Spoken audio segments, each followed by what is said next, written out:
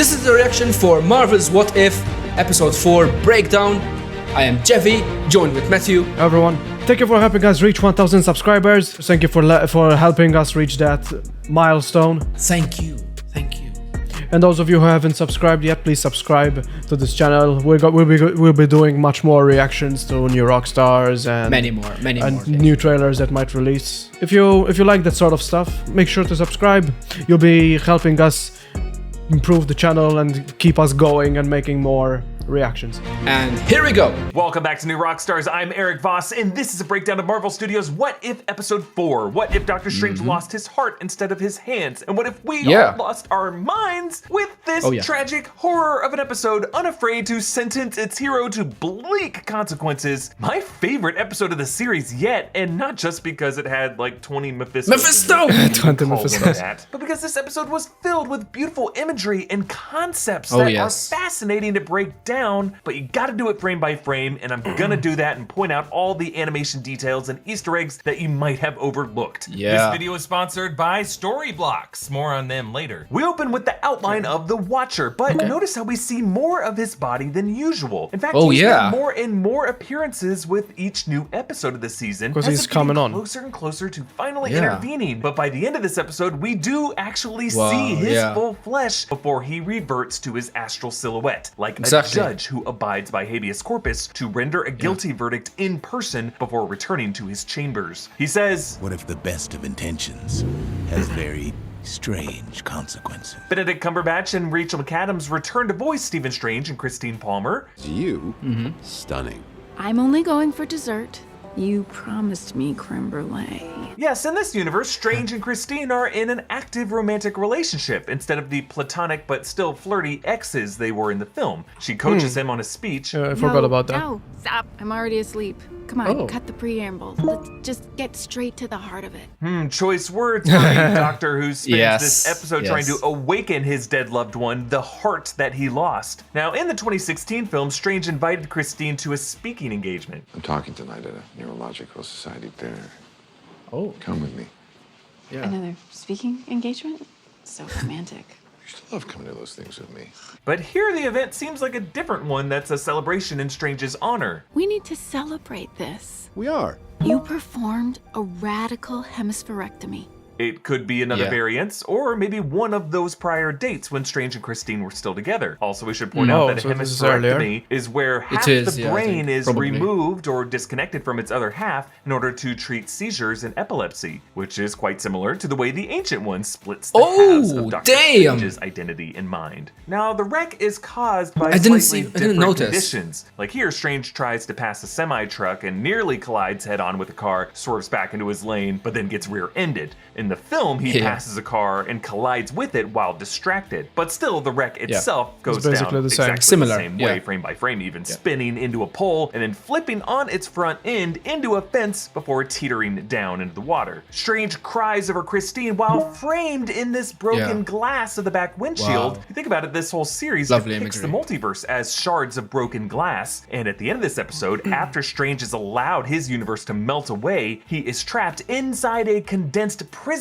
of shards, crying once more alone. So this shot here in the crashed car foreshadows Strange's tragic recurring destiny. imagery. Strange ends up in camouflage, but this version of Strange has not had his hands damaged, which in the films was his unhealable wound, with that tremble even persisting all the way through Avengers Endgame. But you'll notice not in the trailer for Spider-Man No Way Home. Gotta figure for that, keep that in mind for later. But still having his hands allows Stephen Strange to surpass the mastery of his film version. And this guy never having a constant reminder of his arrogant mistake to ground him in that guilt. Instead, he feels like the universe stole something from him. Strange discovers The Eye of Agamotto, cradle of the temporal singularity, discovered by Cagliostro, manipulation and alteration of timelines. Yes, the temporal singularity, of course, referring to the time stone. The word singularity coming from Wong's recap in Infinity War of the stones being the singularities from the Big Bang. As in the film, Strange uses the time stone to unwind and rewind the bites of an apple. And he is caught in the act by Wong and the Ancient One, with Benedict Wong and Tilda Swinton returning. Tinkering with time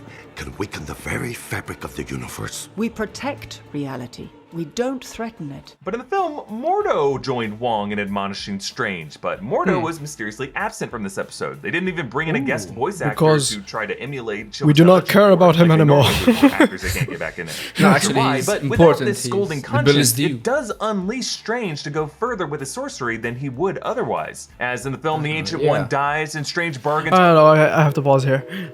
About Mordo. I'm thinking like the same thing. That's what happened to the original Rhodey is happening here. Remember? No, it's not. No, he's the same actor. He's going to be. No. He's still going to reprise his role as Mordo. He is. He's not gone. I think they're just ignoring what happened. Like they're going to do something else instead of, like, he just said too many sorcerers and just left. I don't think he's going to come back at all. But it kind of feels like Marvel is just trying to forget him. That's what it feels like to me far. No, I don't think so. Like they're trying to delete that it even happened. I think he is going to return some way or another, but who knows how Marvel will go about this. I'm not sure that it will go down pretty well with fans. I'm also kind of disinterested in Mordo now. It's like he's a no-show now, so it doesn't appear to be threatening anymore. For now, yeah. We'll see. With Dormammu and becomes the Sorcerer Supreme, but now he uses the Time Stone to return to the night of Christine's death. Now, compared to the time travel logic of Loki in Endgame, Doctor Strange's Time Stone magic seems limited to within his timeline. Like, he doesn't create branch timelines so much as he relives history within his timeline by reversing time and creating time loops. Definitely seems more limited in scope.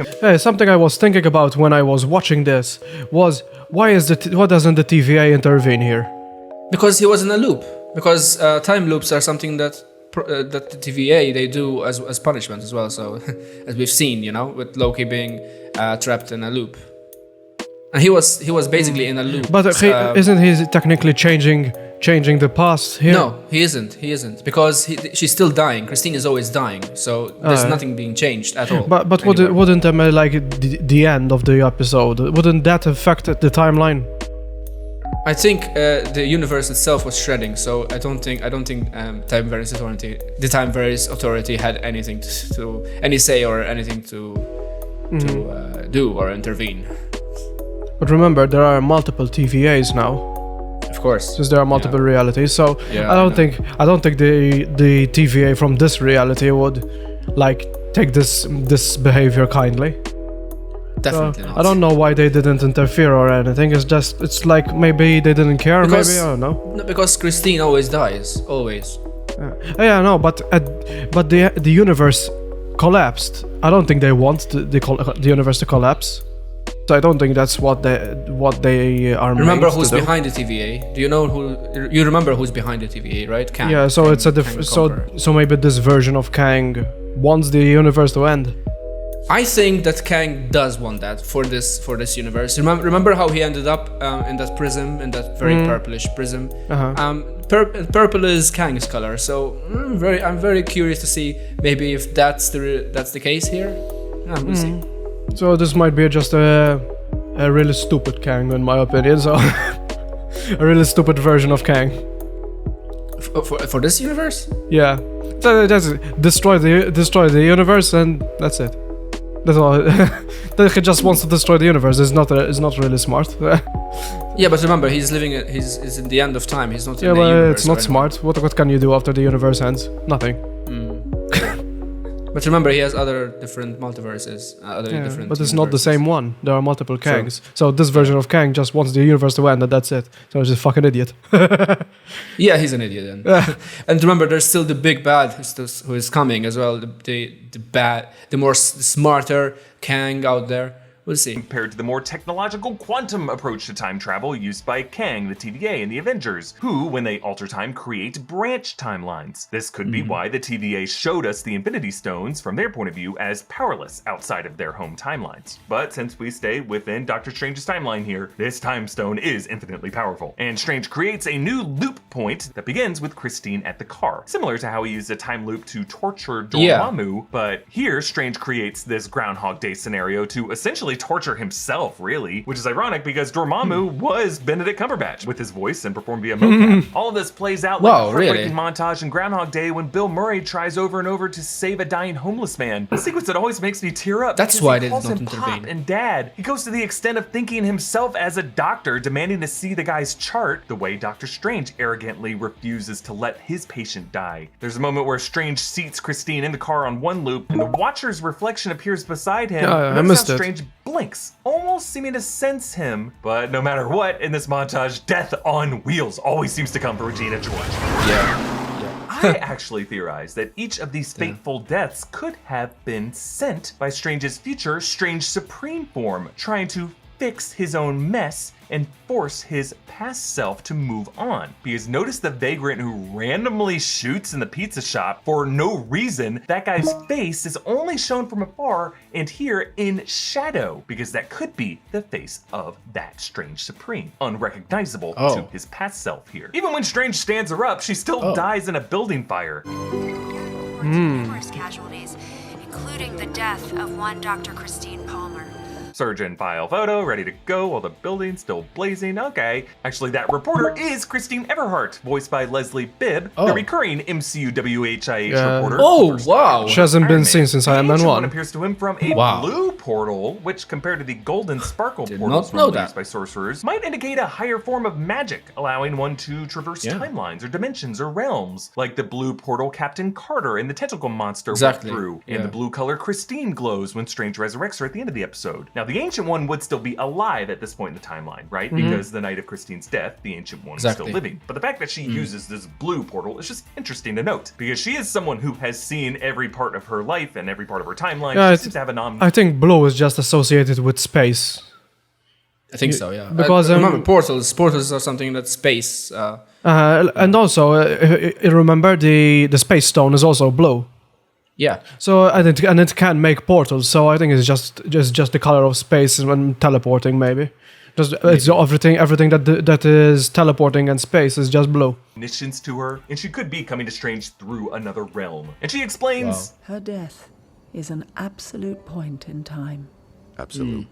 Unchangeable. Yeah. Unmovable. Okay, so absolute points, a kind of new rule in the MCU's ever-expanding timeline logic that I'm sure some folks might debate whether or not applies to the live-action MCU titles, but for now, I'm going to assume it does. Again, in Endgame and Loki, past tragedies could be altered or subverted, but doing so would result in the creation of a branch timeline. Thanos' snap, though, could not be prevented. It could be practically undone by extracting Infinity Stones from the past and using them to snap everyone back in the present, though the world still had to live with the consequences of some. Because if you remember, there were a lot of people that were complaining. Even I was not complaining, like debating why the Avengers didn't just go back to exactly before Thanos could snap and just stop that from happening.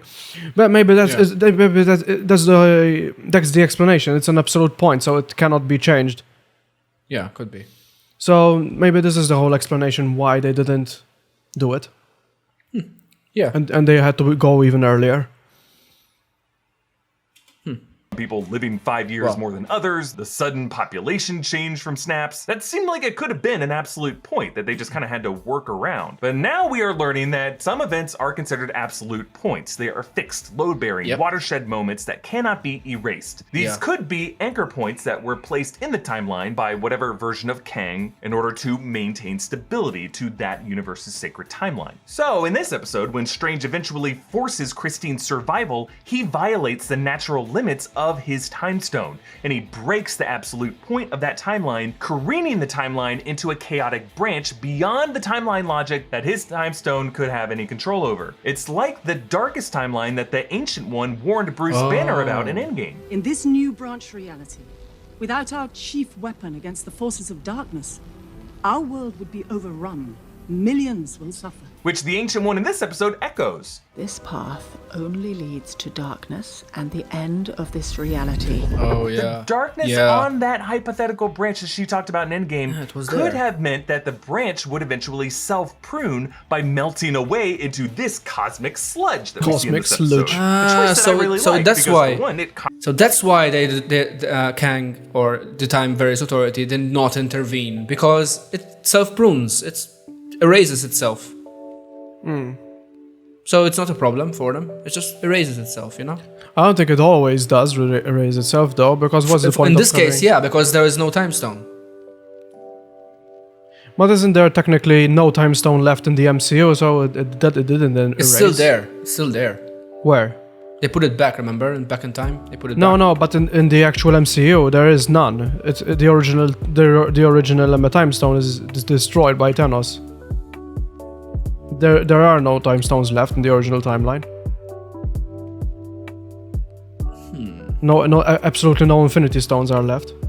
The time stones that were used in Endgame were taken from other timelines. They're not, and then returned back to that timeline. They're not in this timeline, the MCU's timeline. Contrasts the dry, dusting aesthetic of Infinity War, but also evokes the more dark matter that makes up the borders of this reality, and in the medium of comics and classic animation, the ink that these characters are literally drawn in. But as we move on from this, remember, Christine Palmer's death is only an absolute point in this universe, not the universe of the primary MCU. Because she's still alive in the primary MCU, we're all still fine. So this would suggest that different universes are structured with different absolute points. That Kang timeline scribe considered to be unchangeable. So the Ancient One attacks Strange to keep him from going further, and notice how her spell explodes in a white impact blast. I love when the show does this. It's really fun to pause at the right moment. Like first she does it when she brings the edges of her runic fans together, and then when it hits Strange. It creates this one black line where he was standing, representing how the Ancient One just split his soul in half. So Strange thinks he survived it, going to the distant past to the library of Cagliostro before this library was lost, alongside several other ancient libraries, like the burning of the Library of Alexandria. In this case, Cagliostro was an actual real person in history, but in the lore of Marvel Comics, he was an ancient Italian sorcerer, and it was his spells of the Book of Cagliostro, the spellbook in the 2016 film. Strange is greeted by Obang, voiced by Ike Amati, and he later implies to Strange that he is not himself Cagliostro, but in fact, in the comics, Obang is the possible real-life name of the actual Cagliostro. And notice how he has one blue eye and one reddish-brown eye. Maybe a clue that Strange is here in a split reality, split between a place where his eyes stay clear blue and another place where his eyes go darker and at times red. The lost library of Cagliostro is beautiful inside and out. It is. The facade of it has carvings of winged griffins and then is flanked by larger sphinxes. The sphinx is a mythological being who posed the riddle which creature has one voice and yet becomes four-footed and then two-footed and three-footed. The answer being man, who crawls on all fours as a baby, walks on 2 feet as an adult, and uses a walking stick in old age, which you could see reflecting Strange's journey as a man, on a literal sense, taking multi-limbed forms, but also lives throughout centuries, as Obang ages into an old man who cannot stand on his 2 feet. As he tries to go inside, Strange encounters all these protective runes, much like the ones Wanda and Agatha used against each other in WandaVision. Wizards love runes. And Obang greets him. Sorcerer Armani? No, it's Strange. Armani. Not any stranger than any other name in this world. It's the same thing that happened in the movie. That Caecilius had with them in the 2016 film. There it is. How long have you been at Kamatage, Mr. Doctor? Mr. Doctor? It's Strange. Maybe. Who am I to judge? Inside the Library of Cagliostro, Strange finds the book on time manipulation. This is the same book of Cagliostro from the Cumberbatch library that we saw in Doctor Strange. It has the same cover, but this would be hundreds of years earlier before it ended up in Cumberbatch. The page he actually opens up to are the same pages that Caecilius tore out of the book in the 2016 film, and you can see that same dark dimension symbol, the one that Caecilius conjures in the church, and it appeared on his and the Ancient One's foreheads, because the Ancient One would draw power from the dark dimension. That's why she was. In fact, I thought it was gonna. In fact, I thought Dormammu was gonna be involved in this since the second I saw that symbol. Learning that he has to absorb other entities, Strange attempts to absorb the freaking same interdimensional tentacle monster from episode 1 with Captain Carter. Now, I speculated then that this could be one of the Elder Gods, aka the many angled ones like Shuma-Gorath, who is speculated to appear in Doctor Strange in the Multiverse of Madness. This is a huge deal that it came back, because other than the Watcher himself, this is a first example of continuity on this series. And since the trailer showed that one image of Captain Carter meeting the Strange Supreme, I think we can expect a later episode this season to confirm what exactly this monster is. And keep in mind that we may only be seeing this entity's bottom half. And Shang-Chi promotional footage seems to be showing some massive tentacled entity in that movie's final battle. We'll know more when Shang-Chi comes out, but there could be a connection between these two. Obang says, Mystic beings do not bargain. Their powers are not meant for man. A very weird thing to say because, yeah, Dormammu totally did bargain. At least the deal Strange made with Dormammu might have not been a deal in Strange's favor, but a curse that Dormammu might have benefited from. Strange starts smaller this time with an evil little gnome, and then an insect whom he sends back, but takes its cloak of levitation, meaning that this might have been some alternate variant in a reality that was a sorcerer. And you'll notice that this cloak has a darker color in golden lining, similar to the flesh of that insect himself. He then absorbs a cosmic six-eyed bird, whom he strips of its feathers, and then a dragon that I guess you could say looks a bit like the Great Protector of Shang-Chi. That dragon turns his skin red and gives him horns, making Strange look a bit like, we have to admit, Mephisto. Because this is followed by a freaking double-headed goat, like the skull we saw in Agatha Harkness's Satanic Dungeon, and then this laughing humanoid being with a skull head, a cape, and with antlers, and then a snarling bat demon. Now, this episode never explicitly calls any of these entities Mephisto. Of course it didn't. But this demonic imagery alone dispels that stupid myth that people keep throwing at me that Disney will never put demons in their properties, as if they actually did. And Hocus Pocus never happened, or WandaVision with its witches and Book of the Damned. And by absorbing these things, Strange gains enough power to be able to perceive past reality to the form of the Watcher, which is the kind of reality bending abilities normally reserved for entities like Mephisto. But the fate of his universe is not worth risking the safety of all others. Oh, yes. Besides, I doubt he'd listen. Hello? Who's there? So, Mephisto confirmed? Well, no, of course not. Not yet, technically. Yeah, but this is... But is this gonna even affect the MCU, though? But I think because so far what I think about it's just a branch in reality. It's just another branch in the multiverse. Why does it even matter if Mephisto is confirmed or not in this series? Because it doesn't really affect the MCU if he shows up. Okay, maybe it's more of a tease. Yeah, maybe, but I don't know. It doesn't. I don't think it should matter if Mephisto shows up here because it's not the same timeline. I don't know. What I realize is that they've been using the symbols of the devil. And mentioning also in the Spider-Man No Way Home trailer as well, there was like the devil, but of course it's just that's a reach right there. The kind of supernatural evil within Strange's consciousness that I mentioned in my recent video that makes it at least more likely that Doctor Strange in No Way Home or Multiverse of Madness could be influenced by Mephisto. And since in that No Way Home footage, Strange's hand is not scarred and does not tremble, I am wondering if that could be the Strange from this reality. A theory I go much more into in our episode of Inside Marvel. The absorbed demons include this evil elk that makes Strange grow antlers, giving him a silhouette of Hela, another dragon who makes Strange's face stretch out into a snout, a demon wolf with weirdly a pierced ear, and then a snake that turns Strange into a snake that still has his hair. Yikes. But then we gotta look at these flashes of body horror that go by real fast. You gotta go through frame by frame. First, there's Strange in this thick boy red Hellboy style demon form who sprouts a second head, then Strange made of this yellowy waxy substance, then Strange in an insectoid form with antennae and barbed appendages, and then fascinatingly Strange with the facial texture in the eyes of Dormammu, including a third eye on his forehead. Could throughout this process Strange have at some point absorbed Dormammu as well? He transforms into a snarling fanged Strange with rows of glowing eyes, who then turns turns back into Strange's semi-normal head, but his skin cracking like a paper lantern burning from the inside. You gotta moisturize, Dr. Strange. You gotta moisturize. Yes. The library shows the lush greenery wilting away from the cliffside as hundreds of years have passed. So then Strange re-summons that tentacle monster from the beginning, this time slicing off its limbs and absorbing them into his flesh. That's what he should have done with Thanos' arm. Oh, wow. Just slice his hand off. Slice his hand off. With this gross neck snap.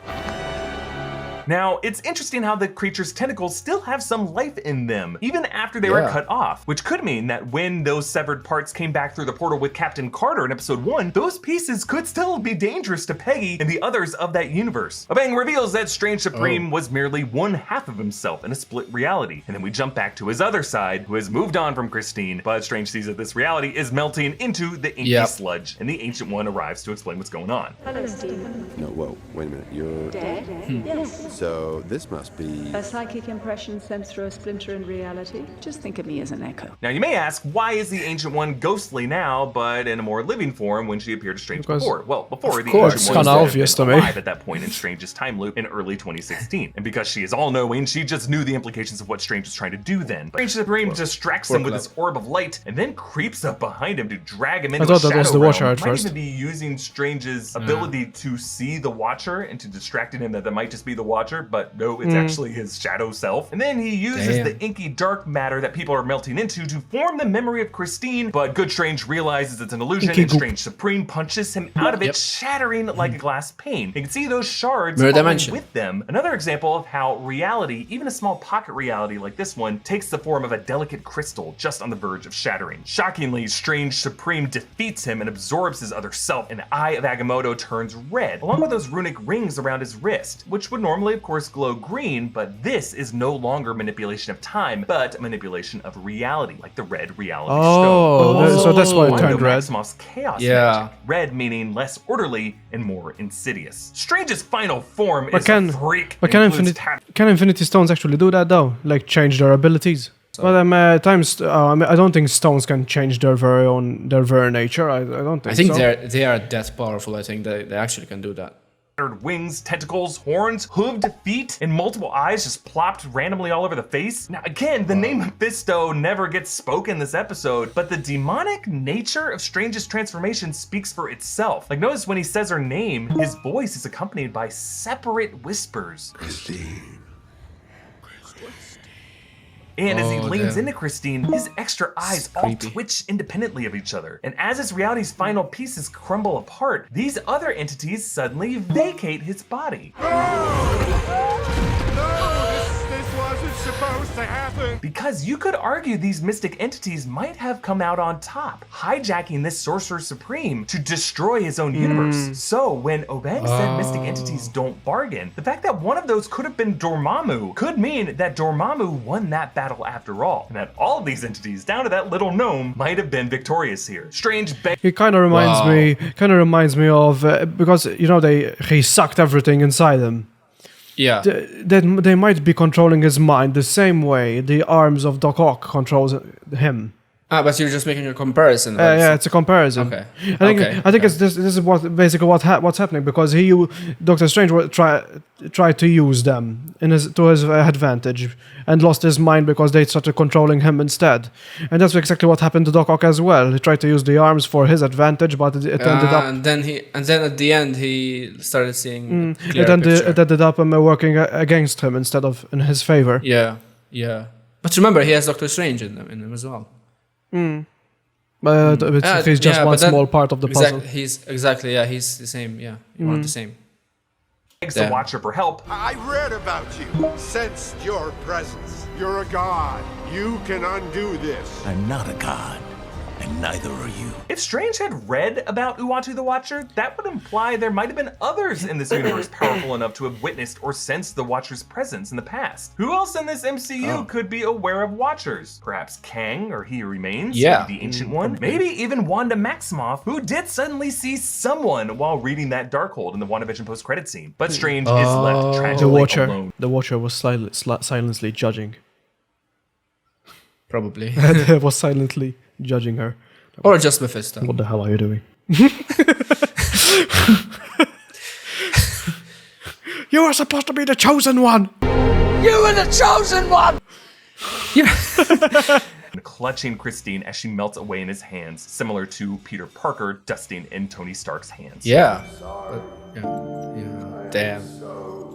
There it is, the purple prism. One life, one choice, one moment can destroy the entire universe. And as the episode goes to credits, we are just left with this feeling like some kind of grim cautionary tale, but for whom exactly? Now, sure, you could see this as a lesson about the dangers of clinging too much to a lost loved one, fixing what cannot be fixed, but the most impactful images of this episode are the tale of a wizard who goes too far. And none of us are sorcerers with the ability to reverse time or rewrite reality. Well, yet. Working on some stuff on the side. I really think this episode just seems like a taste of the horrors to come as characters in the Marvel world face multiversal madness, especially in the live action universe. That's why I think it's definitely worth considering this episode as having actual implications on titles like No Way Home and Multiverse of Madness, because it's the first episode this season that did not use a single sound-alike actor, as if this live action cast they were knows actual the importance actors, of this story on their characters' journeys. And yes, it reintroduces that multiversal monster that seems like it could tie into Multiverse of Madness or even Shang-Chi. So there was a time when folks were not sure if Marvel's What If was essential watching, but now I think it is clear this is essential rewatching. You can support New Rockstars by checking out all of our merch options, like this What If shirt that when you get, you can write in a custom shout out that will appear on our What If after show. You're a wizard, Eric. At newrockstarsmerch.com. I'm a what? Follow me on Instagram and Twitter at EAVoss. Follow and subscribe to New Rockstars. Thanks for watching. Bye.